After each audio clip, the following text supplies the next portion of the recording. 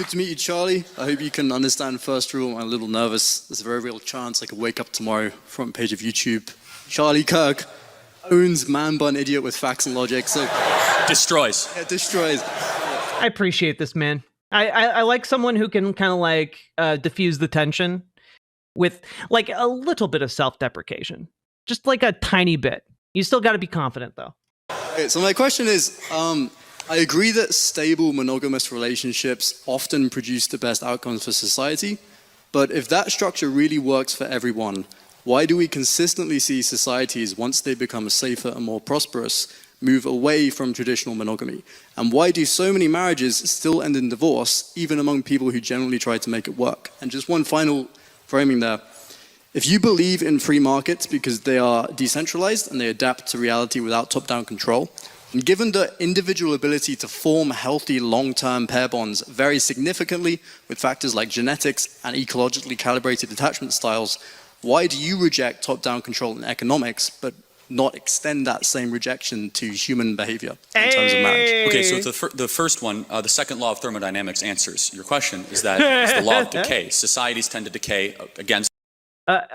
I'm going to put this idea forward that the second law of thermodynamics does not apply to human civilization on this time scale of like a human lifetime, or even 100 human lifetimes, or 1,000 human lifetimes. Like the second law of thermodynamics, I don't think applies to human activity by and large at all. To the roots that created them. For example, as a side note, here in this country, you guys invented the idea of free speech. You brought it to the world. You guys do not have free speech in this country anymore. 30 people a day are arrested in the UK for inflammatory social media posts. Yeah, and we're arresting people off the street for writing op-eds a year ago that were critical of like Israel. So like I don't know. I don't think you really have a high horse here. Someone by the name of Lucy Connolly is currently facing prison time. Also, I didn't look this up when I heard it the first time. Let's just Google Lucy Connolly. The BBC published a story 2 days ago how Lucy Connolly's racist tweet sparked the free speech row. Wait, what did she say? Let's see. Oh, okay. She posted online calling for mass deportation now and saying, set fire to all the hotels housing asylum seekers for all I care. I'm wondering if that's, I don't think that's the full, statement. There was a lot edited out there. All right. What was this? Oh, okay. Well, BBC really edited this out. She wrote, mass deportations now, set fire to all the fucking hotels full of the bastards for all I care. While you're at it, take the treacherous government and politicians with them. I feel physically sick knowing what these families will now have to endure. If that makes me racist, so be it. That's a bit worse. Literally calling for the public housing of immigrants to be burned down. Cool. Yeah. I don't think that would be okay to share on the public square of America either. Just throwing that out there. For a Facebook post that was critical of migrants. It is that was just a Facebook post that was critical of migrants. Why don't you read out the post, Charlie? Normal, unfortunately, for civilizations to get away from how they once operated and how they once were. Now, to your question, is that... Since when did it become a crime to call for burning down hotels full of people? Like, I'm... What is this? America? Answer the first part of your question. You were saying, why do they get away from monogamy? I want to make sure I'm answering your question. I would say I don't feel that that's a full answer. Okay, so you're asking why do they get away from what works? Is that correct? Yes. Well, why do societies make this change once they become more prosperous? Oh, yeah, okay. I mean, because prosperity leads to degeneracy, for sure. So, Charlie, you have, what is Charlie Kirk's net worth? Let's just take a look here. Charlie Kirk net worth. Charlie Kirk's net worth as of 2024 is estimated to be around $12 million. So, does Charlie think that, like, if as he accrues more money, he becomes more degenerate? Like I'm just I'm just curious. Like, Charlie, you've amassed quite a fortune there by conventional standards. Like, did that make you more degenerate? And if so, why do you keep all that wealth? Is Elon Musk exponentially more degenerate? Donald Trump? I can't seem to recall Charlie Kirk ever saying anything like that. That's so weird. I guess it must only apply to civilizations and not individuals. Okay. That would be the answer. And so once you are prosperous, you tend to no longer have the moral guardrails or the limitations. Let's just say you no longer have delayed gratification because you have instant gratification because you have a surplus of goods. And then this all becomes a hilarious cell phone if you just apply everything he's saying to, individuals acquiring disproportionate wealth. You have a decline of a transcendent moral order. The second part of the question, can you remind me, please, what the second question was? About markets? Yeah. Oh, yeah, okay. Well, for example, I believe in intervention in markets if there is something that is improper morally. So, for example, I do not believe that you should be able to scam your neighbor or have misleading advertising because I believe in a transcendent moral standard, and the same goes for my personal. Wait, because you believe in a transcendent moral standard, not because it would immiserate your neighbors or threaten your own well-being? What is the transcendent moral standard here? I don't know. It kind of seems like we've now regressed back to just the same way he was like, well, conception is magic. It seems like we've regressed to that, but in moral terms. I adhere to the magical moral standard, and well, you degenerates don't have my magical morals. Personal views on marriage. Okay, so I think we largely agree on the foundation. I'd like to propose something that you might like to think about. So, firstly, I absolutely acknowledge that, again, if everyone in society was able to maintain healthy long-term pair bonds, that would be best. Again, there's strong data showing that independent of socioeconomic factors, broken homes are some of the strongest predictors of poor life outcomes. We totally agree. Yes. And even, I'm not sure if many people here are aware of this, but if you track, as countries become more socially egalitarian, somewhat surprisingly, rates of female depression and anxiety also spike disproportionately. So I think one of the problems here is that when you try and impose moral absolutism, inevitably, again, due to variance in attachment issues, due to industrialized culture, absent parents, screens, raising kids. We need to go back to the monogamy of Henry VII. Yeah, look, we must return to tradition. Wife beheading. Oh, God.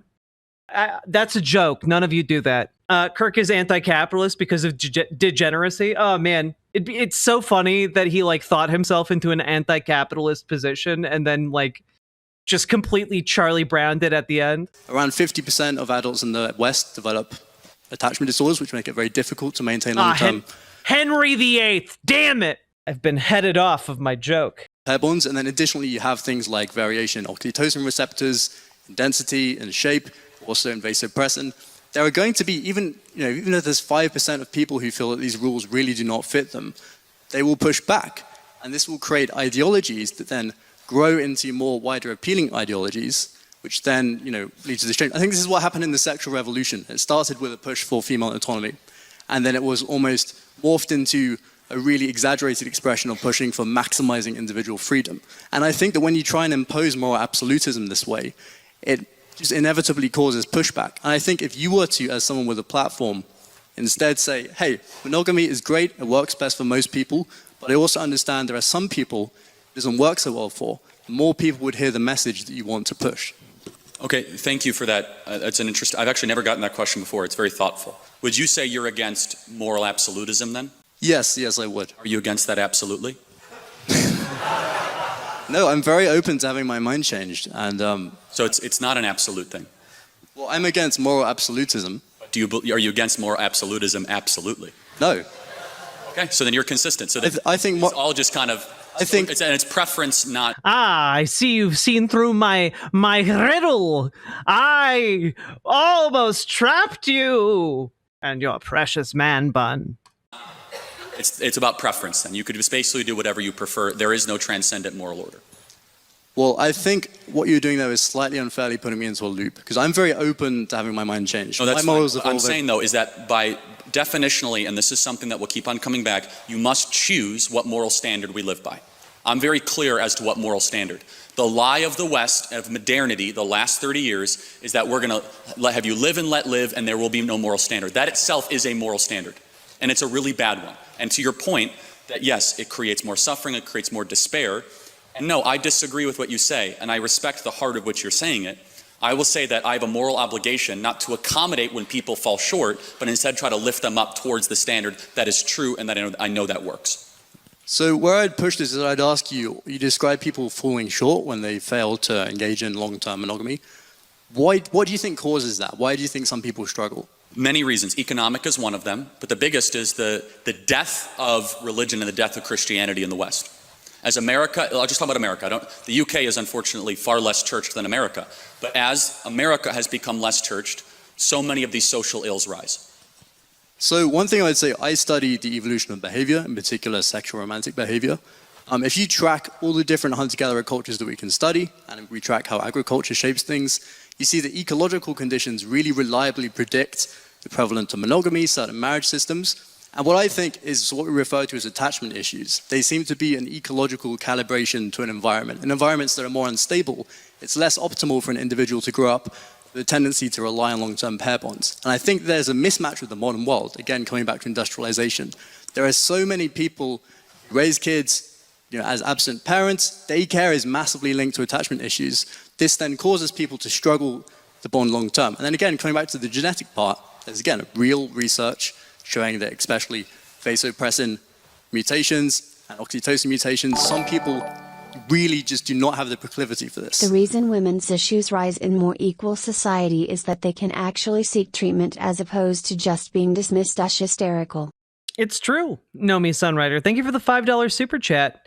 And, I've been thinking a lot about different issues that stem from capitalism. I want to make a segment about it, but I'll just insert a little thing here, which is that a lot of issues run downstream of capitalist commodification of time. The declining amount of leisure folks have and the increasing amount of precarity in an economic sense in our society is leading to, in my opinion, from doing some of the research, it's leading to what a lot of these folks are talking about when it comes to the fertility crisis, right? Which is just that people are having less children because they feel less stable in their jobs. They don't have a good union job that guarantees them, a place to work every day. So they can't depend on that to actually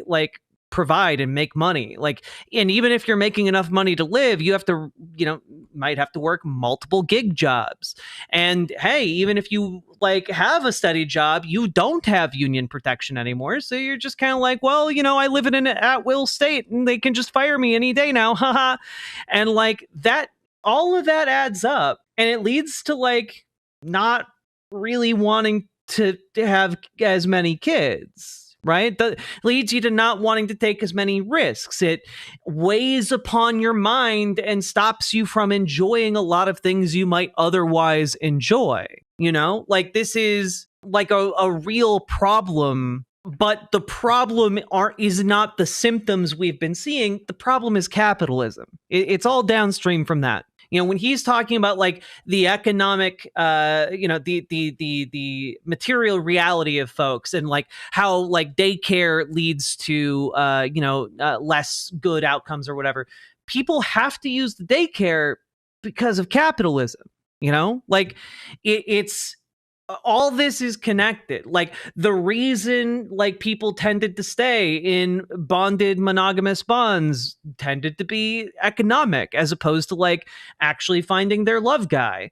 And those economic ties and kind of that social contract have long since been eroded and commodified by capitalism as well. So it just the standard modus operandi just isn't functioning anymore because capitalism has corroded these systems, right? And I don't know. We'll go more in depth on this later, but I just wanted to point out a lot of the problems that are being discussed here and that Charlie obfuscates on purpose are rooted in capital. What brings stability? Because you say stability is a good thing. And what would bring stability? So first of all, I would say we had what you might consider stability in the previous century, and then it became unstable. And then things... Why? I'm saying because more... Yeah, and by the way, like that stability and like dependency of like the job, by the way, is unrelated to actual financial income to an extent, right? Like people can still people can make money but still feel a sense of precarity because, you know, like, well, everyone else in the firm works 80 hours a week. And, well, if I don't show up there, like, they'll probably fire me. And then I won't be able to get another job. I'll be blackballed from the industry. I need to show up. I need to be the first one there in the morning and the last one there to leave. Like, otherwise, Johnson will get me. Johnson will get me. And it's just like, you know, that also is not conducive to, like, you know, wanting to engage with the world further. You know, it burns you out. Not knowing whether or not you can, like, depend on tomorrow, like, that's not great. Have we seen The Feminist Woman yet? Not yet. Literally just described Japanese work culture.